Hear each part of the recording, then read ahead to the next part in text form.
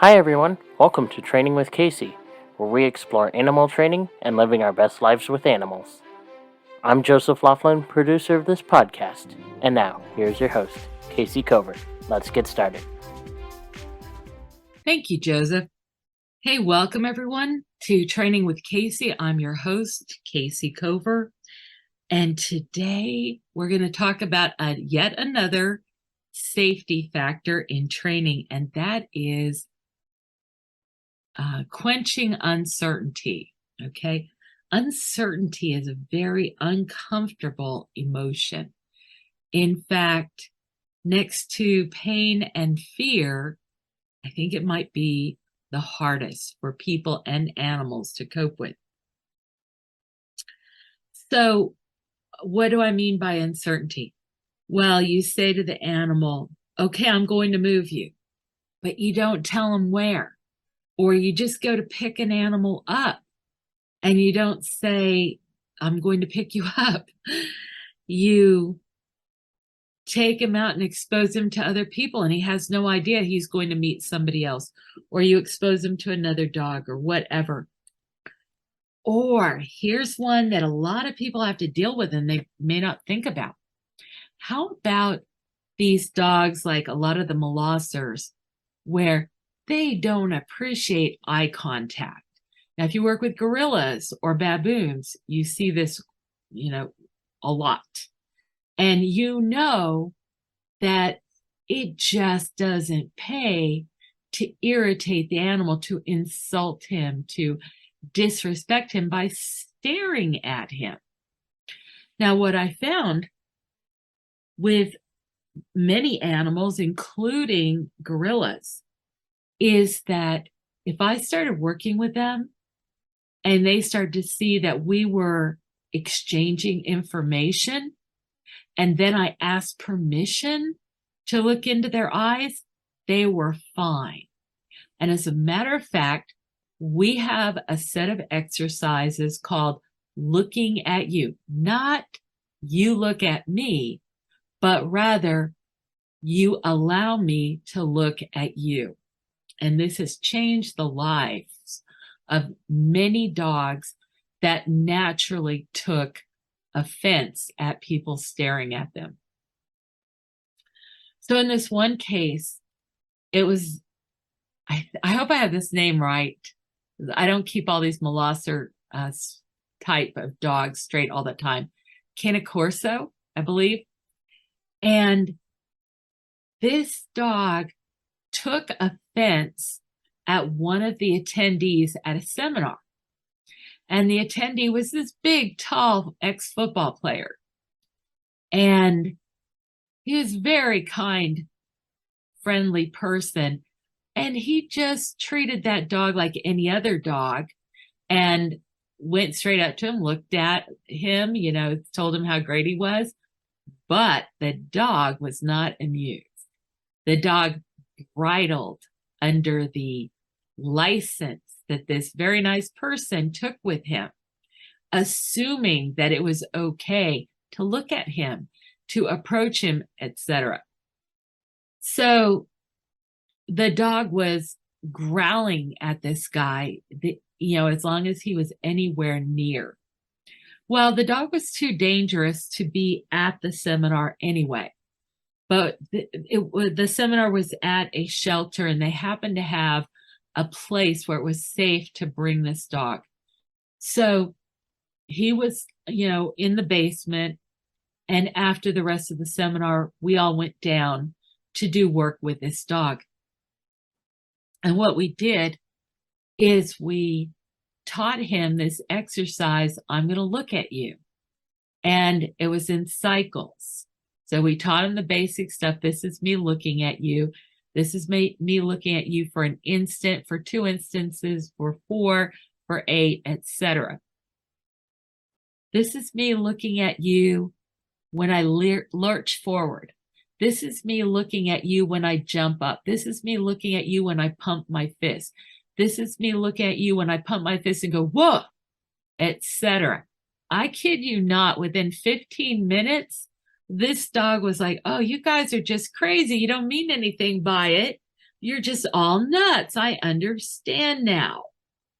He was fine with all of us jumping around, pumping our fists, going, hoo, hoo, hoo, looking at you, hoo, hoo, hoo. And he made his peace with the football player. So that's a good thing. Dog goes home. The next day, right after the seminar got started, I get a phone call from the girlfriend of the guy that owned the dog. So the guy was at the seminar and the dog wasn't at the seminar the second day. And the girlfriend says, "What did you do to my dog?" We had the phone on speakerphone so everybody could hear. "What did you do to my dog?" "I don't know. What did you see with your dog?" For the first time since I've known this dog, he walked beside me instead of in front of me. He brought a ball to me. He did not growl at anybody else. He didn't grumble. He didn't show any kind of displeasure. Even with the next door neighbor who had a habit of coming out to smoke at night when they would take their dog out, and there he would look at the dog and say, "How are you?" And the dog would take offense. And then the dog would growl at him and not like him and so on and so forth. But when we showed this dog what our intent was when we looked at him, that we didn't have any malevolent intent, we were just nuts. Then the dog all of a sudden didn't take offense at anybody. Really, it's amazing. So if you think these little extra steps take more time, hey, they don't. They save you time. So go fast forward 2 more weeks. And one of the other attendees at the seminar was a journalist. And she decided to follow up with this person that had this Cane Corso, and he actually also had a pit bull. And I don't know how this happened, but the Cane Corso got out. Well, that's a tense situation. I'm not sure exactly what ensued after that, like, where they looked or how they looked or how worried they were, or anything like that. I know I would have been out really like beating the streets to try to find that dog. The butcher brought the Cane Corso home on a string. He was able to just go out there, talk to the dog, put a string on his neck, and take him home. Amazing. Absolutely amazing. A dog that had been too dangerous to include in the general seminar, with really just 15 minutes worth of work, now had an epiphany that meant that he didn't take offense at all these people. So until we explained it to him, he had uncertainty. It's not that it was so bad that somebody stared at him. It's that he didn't know what their intent was, what they were going to do next. Now, do you think that's rare? It is not rare. If you think that's rare, just notice what happens. Let's say you're out in your backyard, you've got birds coming to the feeder. Point at those birds. They're all going to leave the feeder. Get your telescope out. Look at them through the telescope. Look at them through the camera. When a bird sees that you're focused on them, they will generally just get the heck out of there. There is a reason that professional birders use blinds. Now, you can get past this. That's a long training process, and people have birds coming to their hands, but that doesn't mean they're staring at those birds either. But you could stare at them. What makes the difference? You need to explain it to the birds. You need to remove the uncertainty so that they understand what you do want to do, and they can come to believe that that's going to be safe and okay for them. If you are going to cause pain to an animal, it's very good to tell him how long it will last or how intense it will be or what you can do to make it easier, whatever. You don't just cause pain, you also explain it and everything. Okay, so what can we do to settle uncertainty? It turns out it's just a process. This doesn't take any training skill. It just takes mindfulness. And the first tool of removing uncertainty is name and explain. Name and explain is just a process of narrating for the animal what's going to happen, what is happening, what will happen, what did happen, who's there, what they're doing, all of that. Imagine like you're a commentator at the Olympics that's privately employed by that animal. So you name and explain whatever it is that's going to happen. When possible, you demo it. Do you remember me saying that when I was going to teach an animal to let me take blood, I might put my arm up so they can see it and actually put the needle in my own skin and even show discomfort out? All right, I want them to see that that's okay, that's normal. Look, I take the needle out, I'm still fine. You're going to be fine. Can we try it with you? So we name and explain, then we demo. What's the next step? Do you remember from the last podcast? You're going to withdraw. You take the pressure off. As long as you've got your hands on that animal, you're standing right next to him, he's sitting there in uncertainty. Are you going to do something else? Are you going to try to grab my ear? Are you going to stick me again? Just back off. Remove that uncertainty. Allow processing time instead.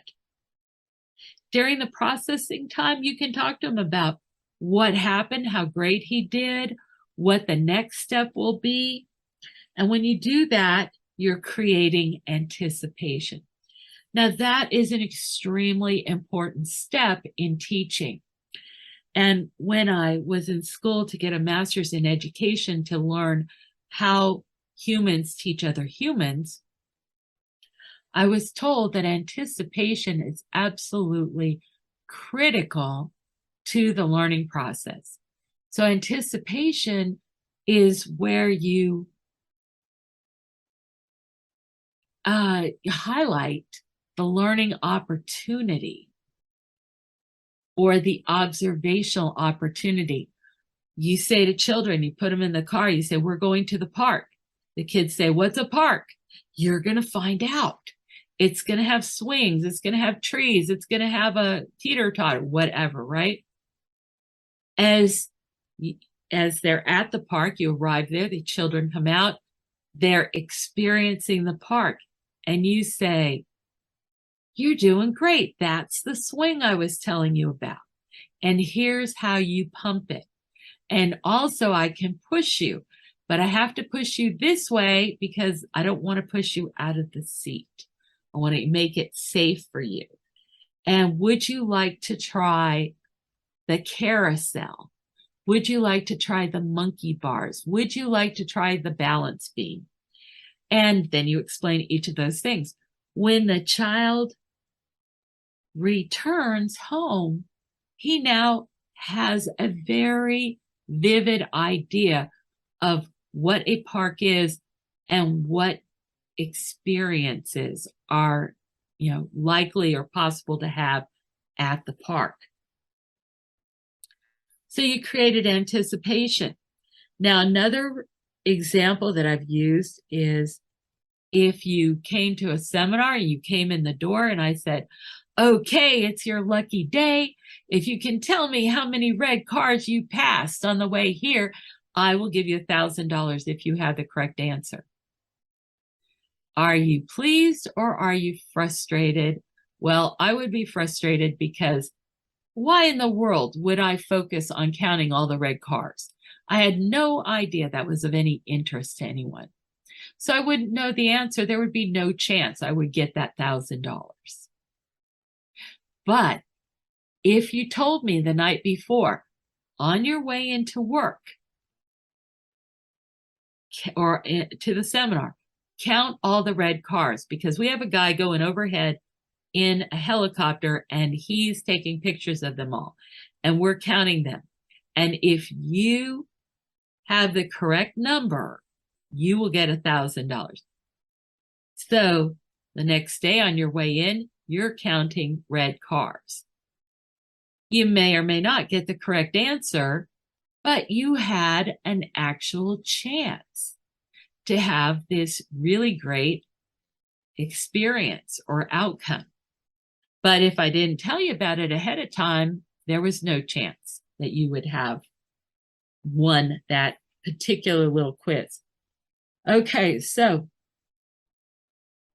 another thing that we need to do besides create anticipation is to explain the unexplained. So when you use name and explain and you tell the animal what's going to happen, sometimes unexpected things happen. And that can make you look a little shifty. Like, can I hold your arm? We're just going to stick this needle in. And they don't get blood. So they're going to have to do it again. And the animal's like, I just did that. I just did that. Why are you doing it again? Or the animal is getting all relaxed. You ask him to get relaxed. And all of a sudden he hears car doors slamming outside. And he doesn't know what it is. Ah, those are car doors. Remember how we go to the park in the car? People are parked outside there. And they're coming, they've just arrived here and they just closed their doors. So that's what that sound was. Or, hey, there's a child on a bike coming up behind you on the right. Good, good, good, good, good, good, good, good, good, good, good, good, good. Okay. You explain the things that you didn't explain at the outset because you didn't know they were going to happen. But you don't ignore them. You define them, you explain them for the animal later. And now he's more ready for the next time you go out in the real world. So uncertainty is an emotion that can lead to aggression. It can lead to animals nipping. It can lead to fear. It can lead to failed performance. But it doesn't need to. You can treat every situation as a teachable moment.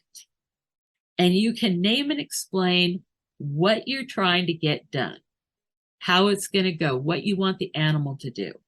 And again, it doesn't take any training skill, just takes mindfulness. You have to remember to do this. Then you can demonstrate. You can show them with another animal. You can show them on yourself. Here's a big one. There's a type of spray that gets sprayed in my horse's eyes, and it helps, keep them lubricated and clear out any pollen, etc. And my horse is so suspicious of it, but actually it's not bad at all. So I'll say, okay, can I spray your eyes? And she'll pull her head back like, no, I don't want that. I go, look, I'll spray my eyes. I'll spray this stuff right in my eyes with my eyes open and then look at her with my eyelashes dripping with this stuff. And I go, see, it's not a problem. And then she's like, well, all right. And she'll let me spray her eyes. So I just need to demonstrate it on myself. I'm not asking you to do anything that I would not do.